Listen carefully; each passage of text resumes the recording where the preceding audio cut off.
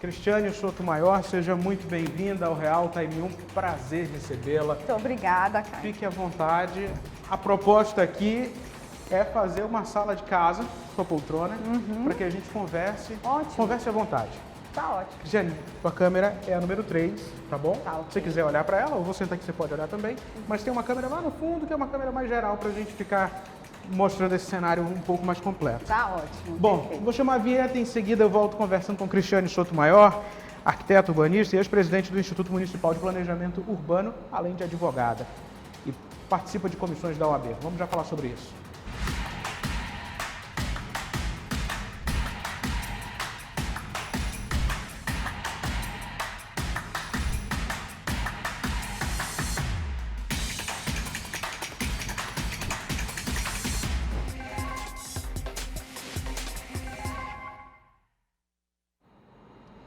Jane, prazer te receber mesmo.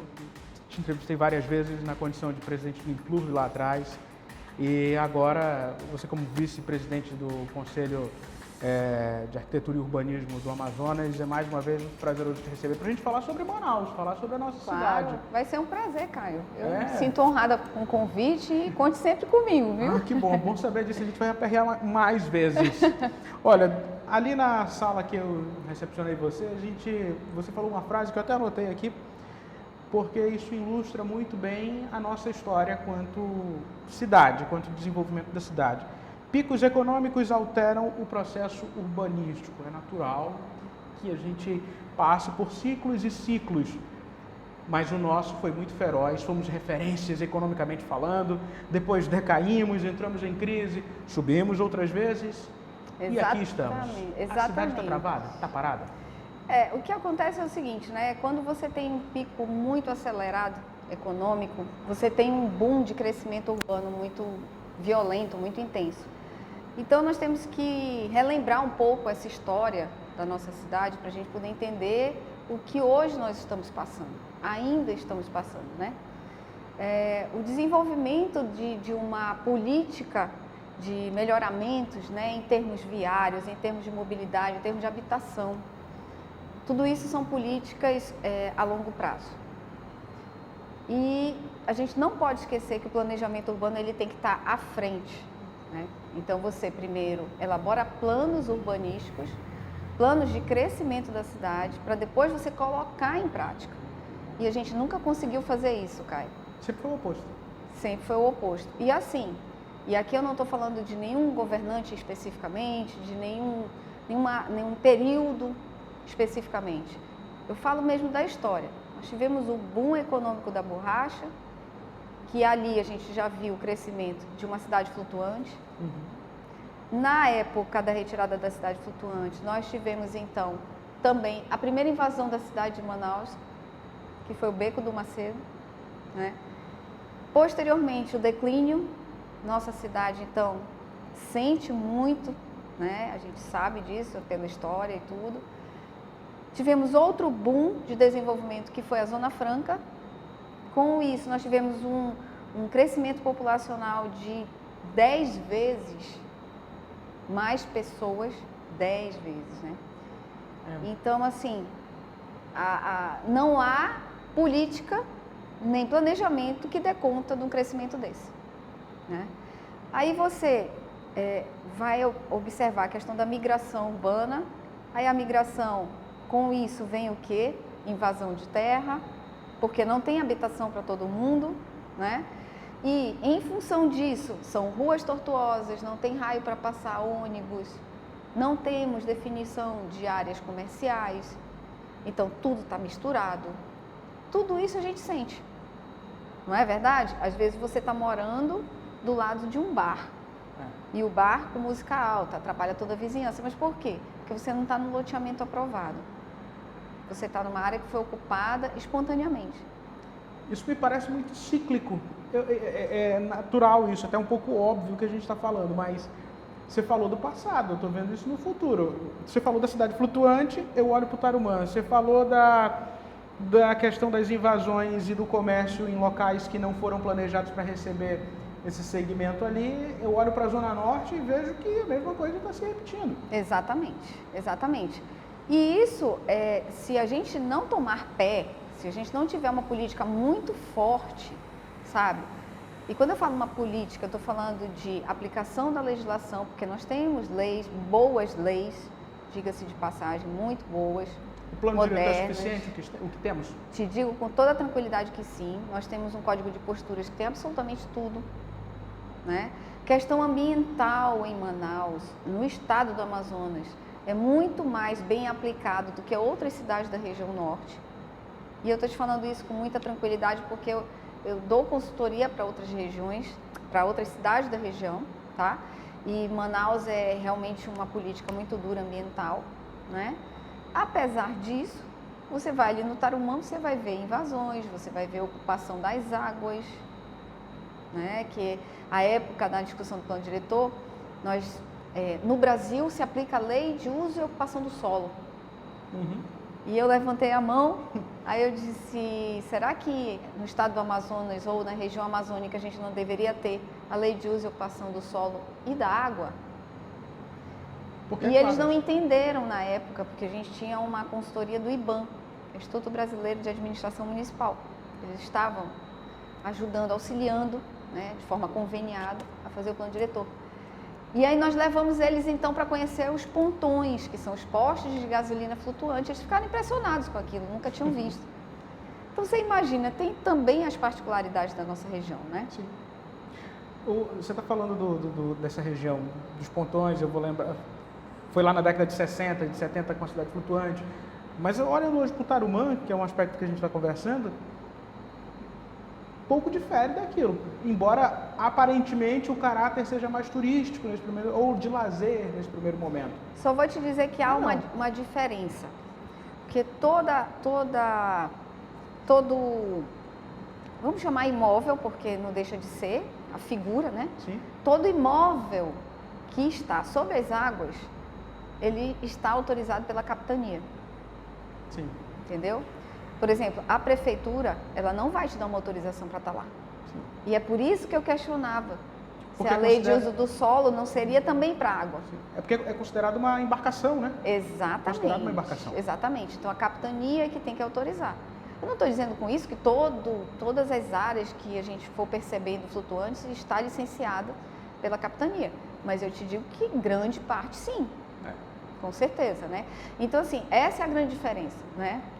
E aí você também não tem aquele grave problema que houve na cidade flutuante de salubridade, de falta de saneamento, né? Que também pesou muito. Exatamente. A história da cidade flutuante não é uma história assim que está associada a aspectos de crescimento saudável para a cidade, é o contrário, né? É uma depreciação. Então, por isso que eu te falo, eu acho que hoje os flutuantes já são mais fáceis da gente lidar, Sim. se a gente quiser resolver o problema.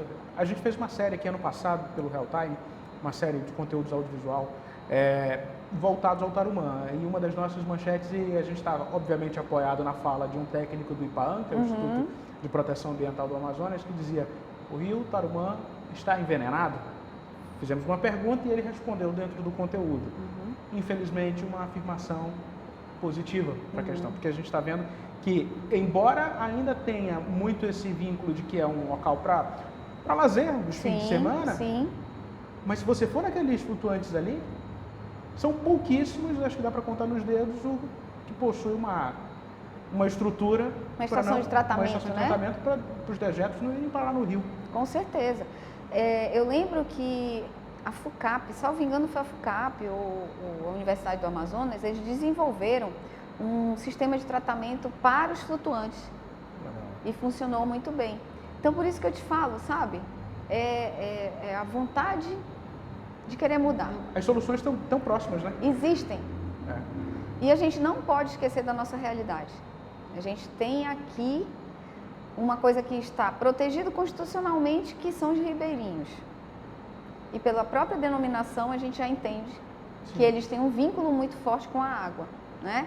Então, como que a gente faz com que essa população que tira seu sustento, que sobrevive de estar morando na várzea, de estar morando próximo às águas, né? A solução é retirar, né? Então, tudo isso a gente tem que estudar, sabe? Agora, eu acredito muito, sabe, Caio, que uma vez me perguntaram, a cidade não tem jeito? Aí eu até falei, ué, se eu pensasse assim, eu não era arquiteto urbanista, Sim, né? claro. Eu desistia simplesmente, mas não, tem jeito sim.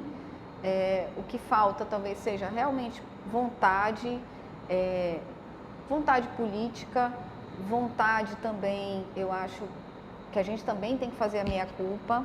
Sim. Eu acho que a população também tem um papel estratégico nisso, e esquece. Basta dizer da ocupação das calçadas. É um drama, nosso grande drama, calçadas. E as calçadas são ocupadas pelos moradores. Cientes que são calçadas e se dizem, não, é na minha frente, é minha. Minha calçada. É a minha minha. calçada. Né? Então, assim, essa empatia com o outro, ela tem que existir espelhada na cidade. Sim. Se ela existir dessa forma, eu te garanto que a gente teria uma cidade muito mais humana. Sim. Sabe?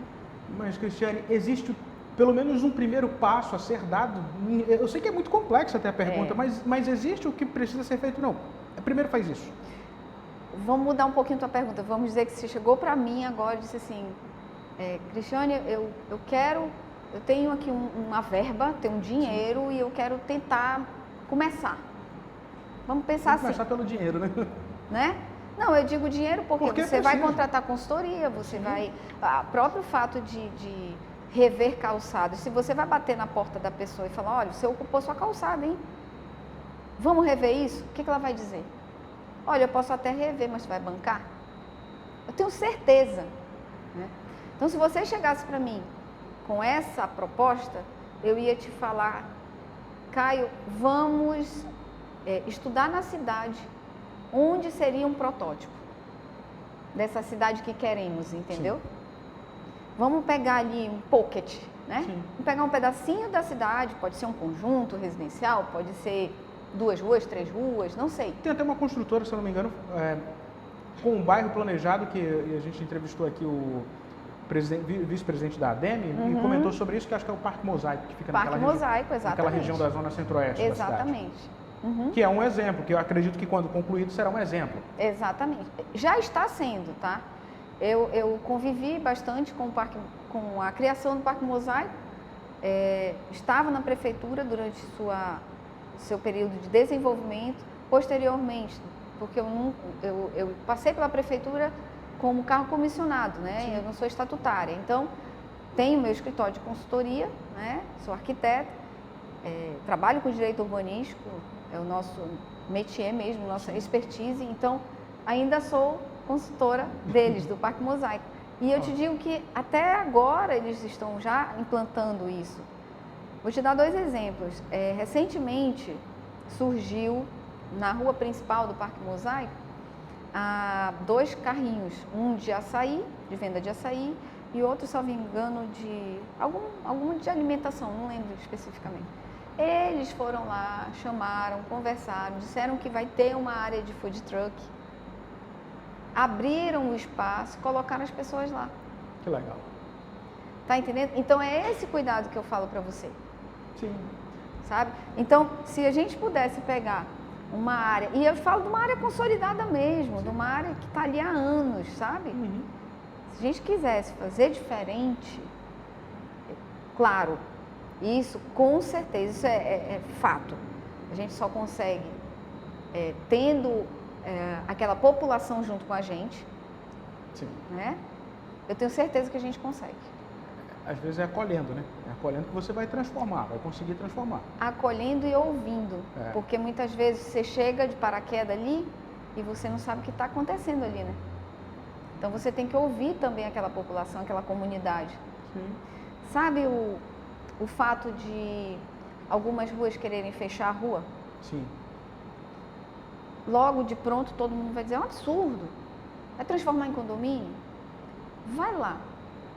Vai lá escutar aquela população. Tá entendendo? Eu acredito que o Inclube tem muitos desses problemas. Eu lembro que nós fizemos isso no Conjunto Eldorado. E o Conjunto Eldorado foi uma marca assim para mim, minha vida profissional. Porque nós fizemos questionários por amostragem com os moradores. Em função dali das alterações de uso que haviam dado entrada no Implurbe com muita intensidade, já tinha a Praça do Caranguejo e queriam mudar os usos também ao longo das ruas, que são residenciais, né? E, nossa, Caio, você precisava ver o que eles falavam. Boletim de ocorrência, vários, sabe? Brigas, porque queriam entrar em casa e tinha um carro na porta e a pessoa vinha bêbada. Sabe? Então, você também tem que entender. Sim. Você também tem que ter simpatia de se colocar no lugar. Sim. Você chega cansado do trabalho, aí você chega lá e tem todo esse problema. Você não vai ficar feliz, né? De jeito algum. Então, eu acho que isso também é um papel bacana, importante, sabe? Saber, né? Saber ouvir. Com certeza. Saber ouvir. Agora, partindo para a mobilidade urbana, Cristiane, a gente comentava sobre esse aspecto e como ele ficou cada vez mais apenas em discussões lá atrás, não avançou. Você diria, se você pudesse dizer em tempo, quanto Manaus está atrasada nesse aspecto? Olha, eu vou te falar pela minha experiência, né? Que eu lembre nitidamente assim, eu acho que a grande discussão que nós da população tivemos em termos de mobilidade foi durante a Copa. Durante a Copa não, um pouquinho antes da Copa, para recebermos a Copa, né? A Copa é de 2014. Então essa discussão devia ocorrer em 2012, 2010, né? Que a gente falava em corredores urbanos, em metrô de superfície, lembra disso? Ou monotrilho. Monotrilho, né? Então, eu acho que é desde essa época que, infelizmente, nós paramos de falar sobre isso, né? E falar apenas, né? Das discussões que foram abertas. Exatamente, exatamente. Agora, eu sei que não é fácil. Sim. Né? Às vezes a gente também coloca umas opiniões e parece que é do dia para a noite. E eu sei que não é fácil, né? Principalmente na Zona Norte e Leste. E é a zona mais densamente povoada, que mais necessita do transporte público, né? Então, nós temos ruas tortuosas, nós temos raios de rua que não entra ônibus, nós temos invasões, nós temos um problema seríssimo nessas áreas que a gente estava conversando anteriormente, aquelas ruas comerciais. Sim. Fila dupla, fila tripla. Sim. E o transporte coletivo não pode esperar, né? Então, eu sei que é longo, mas você falou uma coisa que é certa. Pelo menos a discussão. Sabe? Eu acho que começa aí. Começa nessa inquietação, né? Pelas minhas contas fazendo aqui, então, faz 13 anos que se parou de discutir mobilidade urbana como transporte de massa, essas questões. É isso? Eu acho. Na minha visão, sim. Como uma solução macro, assim, sabe? De grande impacto, com certeza. Sei que o custo é altíssimo, porque envolve desapropriações, com certeza, né? Muitos. Com certeza, nós não temos grandes ruas. A gente não pode esquecer que o grande tronco de mobilidade de Manaus é a Constantino Nery. E aí, se você for olhar quais as ruas paralelas a Constantino Nery, só existe uma. Djalma Batista. Djalma Batista. Acabou. Uma rua amplamente comercial. Então, assim, até isso, né? Problema estrutural. Do traçado da cidade, sim, sabe? As grandes cidades trabalham com vários modais. Aí a gente fala do BRT, VLT, monotrilho, metrô de superfície. Algum desses que eu citei são viáveis para Manaus? Tudo passa pela questão realmente financeira, econômica. Sim. Né? A gente sabe que o metrô seria uma solução espetacular. Tá? E aqui a gente... fantástico, né? Vamos esquecer que Manaus, os cursos d'água estão aqui em cima, ou nós estamos aqui embaixo. Né? Porque existe solução de engenharia para isso. Sim. Que o diga o Eurotúnel, que é subterrâneo, passando pelo mar. Sim. Né? Então, soluções a gente tem.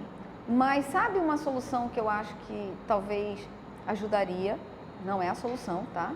Mas eu acho que como modal, como mais um modal, mais uma opção, seria de forma fluvial.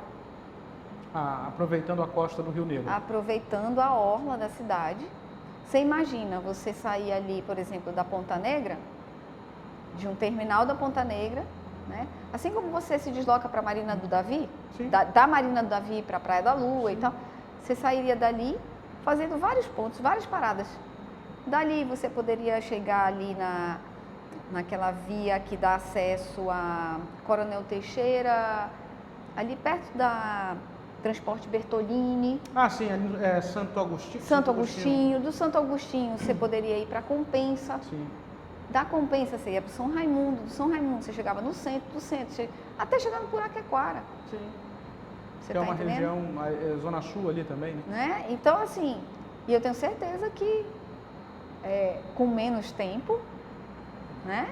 Claro, de forma segura, né? Que a gente iria ter que ter embarcações e tudo, mas tá cheio de cidades no mundo que o transporte, exatamente, que o transporte fluvial funciona como táxi. Né? Teve um especialista que nós recebemos aqui também, que ele falou que o VLT poderia ser uma alternativa para Manaus. Eu vejo que o custo disso, como você menciona, pode ser um fator que freia essa proposta. Exatamente, eu não tenho dúvida. Porque qualquer sistema sobre rodas que a gente venha a implantar, só funciona se eu tiver um corredor totalmente dedicado. Exatamente. Segregado, sem ocupação de carro de passeio, sem intervalo para passagem de pedestres. Então, sabe, é uma coisa de alta velocidade. Sim. Aí sim funcionaria. Mas para isso eu preciso do quê? Desapropriação. É o X da questão. Desapropriação, com certeza. Caro, né? É porque, olha, se você tira um corredor, uma que a gente chama pista carroçável, né? Se a gente tira uma pista carroçável da Constantino Neri, vai fazer muita falta para a cidade. Sim. Né? É isso que eu falo para você, é que nós temos poucas vias com uma largura suficiente. E olha, é uma preocupação que eu tenho. A Avenida das Flores, ela é extraordinária. Ela funciona de uma maneira impressionante. A gente economiza, assim, um tempo enorme de atravessar a cidade. Mas, daqui a pouco, você vai ver... Eu ia falar isso. Ela vai parar. Ela vai parar com semáforo, faixa de pedestre. Ela vai parar. Ela vai parar porque não está tendo controle sobre os empreendimentos que estão no limite dela. Então, você vê que você até fica com uma velocidade ali constante, uma velocidade média, quando você não tem nenhum empreendimento, comércio. Né? Então, nós urbanistas, como é que a gente planeja isso? A gente faz a faixa de via que vai ser o tronco, vamos chamar assim, né, de mobilidade. Aí você faz uma rua paralela e nessa rua paralela é o limite do lote. Você entendeu? Entendi. Que é para quando esse empreendimento, porque o empreendimento vai existir. É óbvio. São terrenos, o empreendimento vai existir. Quando eu sair do empreendimento, eu saio na rua paralela e depois eu acesso essa área troncal, sabe? Então, isso não tem na Avenida das Flores. Apesar de ser bastante larga e tudo, mas não tem. Então, o que precisaria? Fiscalização. Ou que se mantivesse uma faixa no edificante maior na frente dos lotes, que no futuro, quando precisar largar, já está já lá. tem uma área para lá. Como foi o que aconteceu com o Djalma Batista. Exato. Depois de um tempo, precisou largar, acho que foram 5 metros para dentro. 3 metros. 3 metros para dentro. A proposta, acho que foi 5, mas não avançou. Conseguiu, exatamente. Não avançou.